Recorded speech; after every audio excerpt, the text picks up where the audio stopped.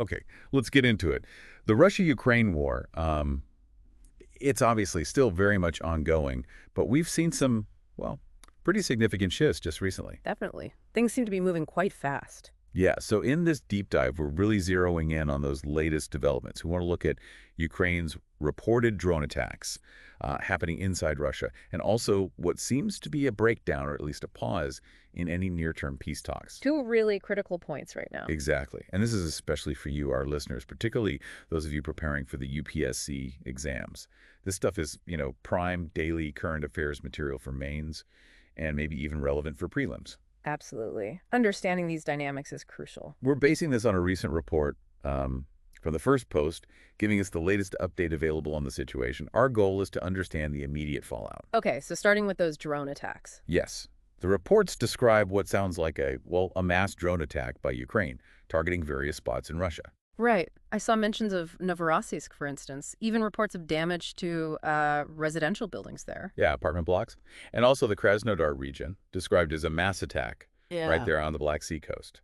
And Crimea, too, though reports there suggested drones were shot down, plus Belgorod. Something about a church being hit. That's right. So it's quite a wide geographic spread, it seems. It does suggest, perhaps, a change or an escalation in Ukraine's tactics, reaching further into Russian territory. And we have to mention the human cost. The report specifically mentioned 5 people injured in Novorossiysk, including, sadly, 2 children. That's always the tragic part of these escalations. It led to Russia declaring a local state of emergency in Novorossiysk. Which makes sense given the reported damage and injuries. And importantly, this didn't happen in a vacuum. We need to remember this followed a significant Russian attack on Kharkiv just before, where nearly 50 people were injured. Right. So that pattern of action and reaction, it's very much still in play. It really highlights how deeply entrenched this whole thing is. Definitely. From a strategic perspective, what do these drone attacks signify for, UPSC analysis?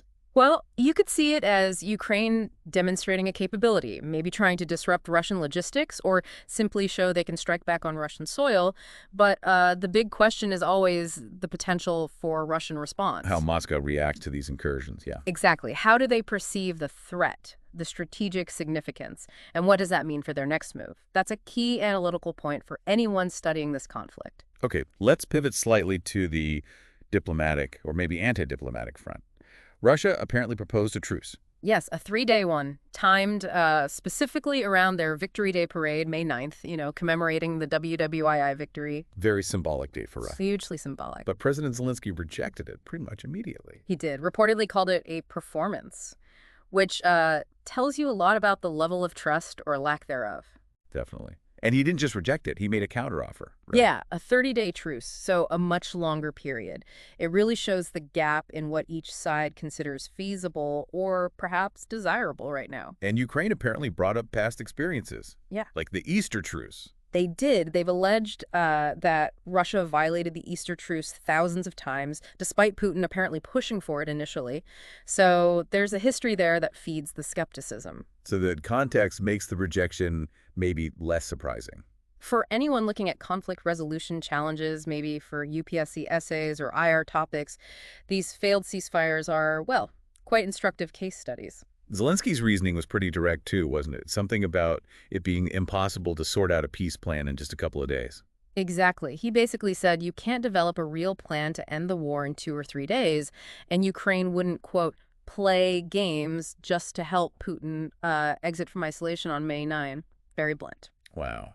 And this wasn't the first short ceasefire Putin suggested around that time. No, there was an earlier call, apparently, for a 72-hour ceasefire starting May 8th.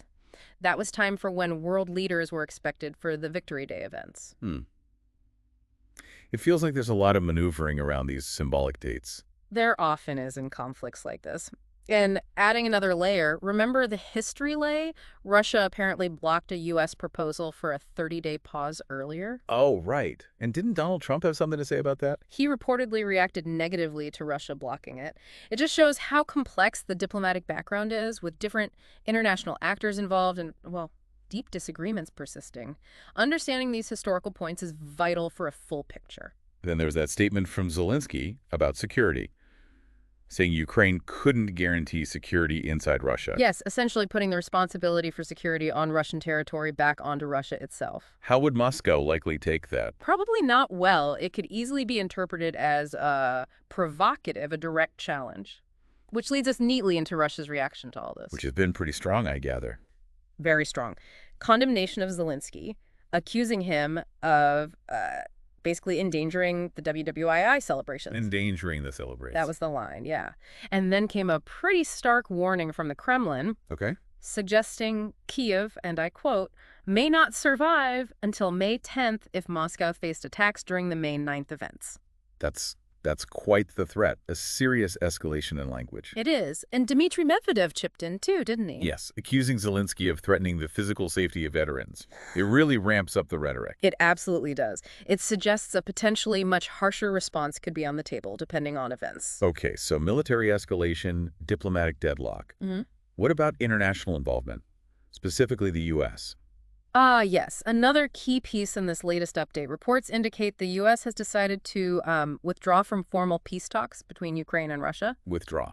So stepping back. Stepping back from the formal mediation role, it seems. Washington's stated reason is that they want both countries to come forward with concrete proposals first. Concrete proposals to end the war. Exactly. And the report also mentions specifically that Donald Trump will no longer act as a mediator, which perhaps signals a broader shift or clarification of the U.S. approach under the current administration. And the State Department elaborated. Yes. Tammy Bruce, mentioned as a spokesperson, talked about changing the methodology, basically saying the onus, the responsibility, is now squarely on Ukraine and Russia to develop these tangible ideas.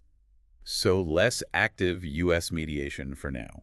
That seems to be the implication, a shift in strategy. For our UPSC listeners, again, analyzing how the roles of major powers like the U.S. evolve during a conflict is, core international relations study. Right. So if we tie all these threads together, what picture emerges? It looks like, well, a worrying convergence. You've got increased military action reaching further afield with these drone strikes. You have hardened positions on ceasefires showing deep mistrust. Okay. And you have a major international player, the U.S., adjusting its level of direct diplomatic involvement, putting the ball back in the court of the warring parties. So, putting it bluntly, de-escalation doesn't seem likely anytime soon.